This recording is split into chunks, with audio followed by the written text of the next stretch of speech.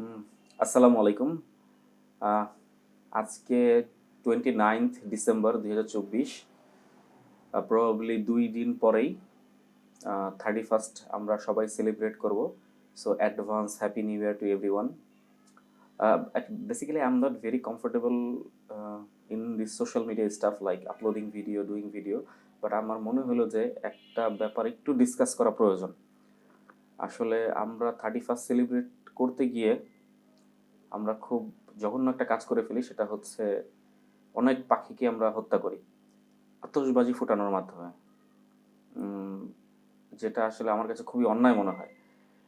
আহ, আসলে আমরা সবাই আগের বছরের নিউজগুলি দেখলে বোঝা যায় যে আমরা কি পরিমাণ পাখি আমাদের এই আতশবাজি ফুটানোর কারণে কি পরিমাণ পাখি পথ হারা হয়ে যায়, মারা যায়।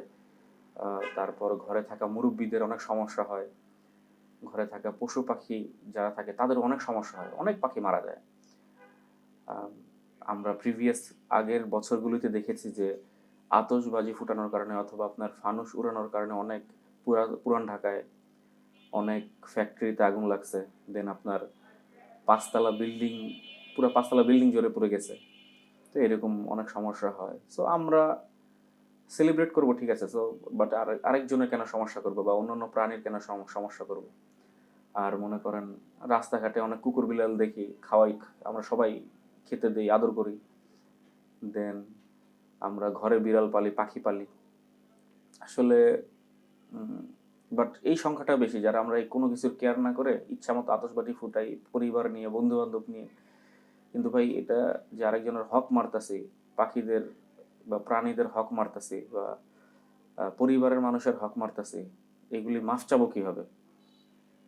তো আমি জানি না ভিডিওটা কতটুকু ইম্প্যাক্ট ফেলবে, বাট আপনার এইবার এই ভিডিওটা দেখার পর যদি একজনও আপনার একটু কেয়ারফুল থাকে তাহলে মনে হয় এই ভিডিওটা সার্থক হবে।